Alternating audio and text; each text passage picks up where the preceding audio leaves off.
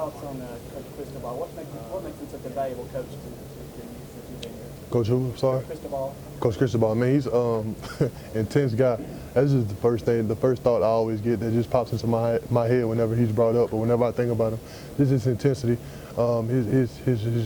He wants everyone he coached, to be great and be the best player that they can be. He's been a huge part of my progression while I've been here.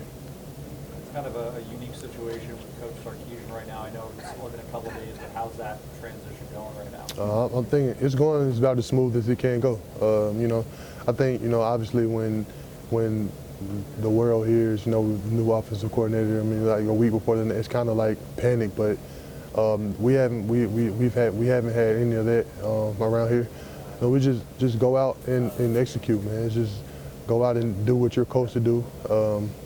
Don't let the moment be too big. Don't let any situation be too big.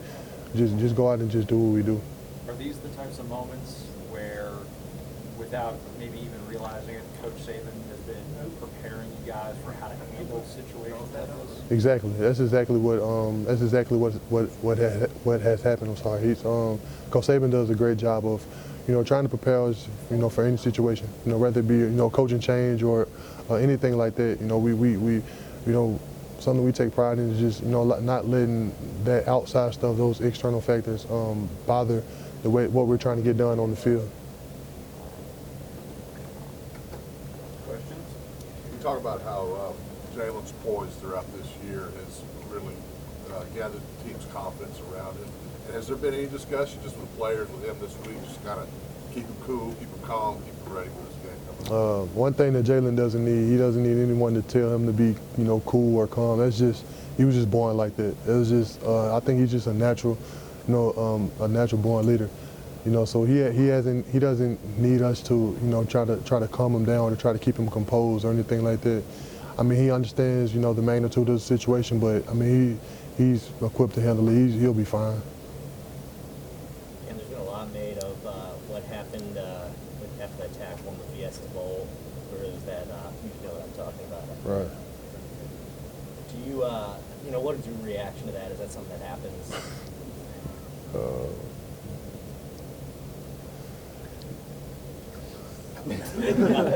Speechless. Next question. Next question. When you're getting ready to face a high-level team for the second straight year, from your standpoint, is it easier or harder playing against that defense and trying to beat them for a second straight year? It's definitely more difficult. It takes more focus. It takes more, you being exactly sure what you're trying to get done on offense. Just because, you've played against, that defense before, that coordinator before in particular, and he kind of knows tendencies. He knows, what you do well or what you don't do well, and so it's definitely going to be more difficult, I think. But I think we're completely prepared to handle that. It's just going to start in the way we prepare for it, and the way we prepare in practice, and we get mentally locked in. I think we'll be fine. What do you see in the differences in their front from last year to this year? Honestly, it's not a big drop off. Everyone knows how good their front was last year. They had a lot of good players, and this year this is just more of the same. And they just brought in more good players. They have great size, and they also can move. So I think that's probably the most special part about the front. Bo had a career game last week against Washington. After the game, a couple guys had said they kind of saw him running a little harder in practice. Felt like he was healthier. Did you see that? Did you kind of anticipate this sort of performance from him? Right. For the past maybe about 3 or 4 weeks, he's been practicing really well. But I think that's just him finally getting 100% healthy, and just him that comes with just him getting more comfortable on the offense as well. And the more you play and the more you practice, and you're just going to get more comfortable. And the more comfortable you get, that just allows you to play faster. And I think that's just all that's happened with him. He's just settled in, and he's just playing football. Cam, you know what it's like to face a team that's had your number in the past. You guys had Ole Miss earlier this year. You guys had Clemson over last year. How powerful of a motivator is revenge?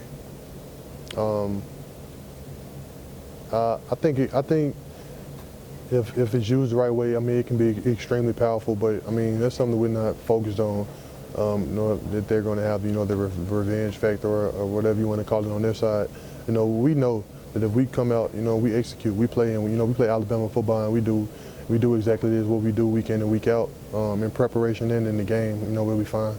Coach Saban said that y'all had 25 negative plays against Washington. Right. How is that sitting with this offense right now? It didn't sit well with the offense, me in particular, but I know the offense. It was, you know, after games like that, I just, you know, it leaves a bad taste in your mouth. And honestly, I almost felt like we lost. We performed so bad as an offense during the game. So, you know, I mean, you're obviously excited that, you know, you did get a win, but those type of offensive performances are unacceptable. And, you know, it's something we're definitely going to have to clean up.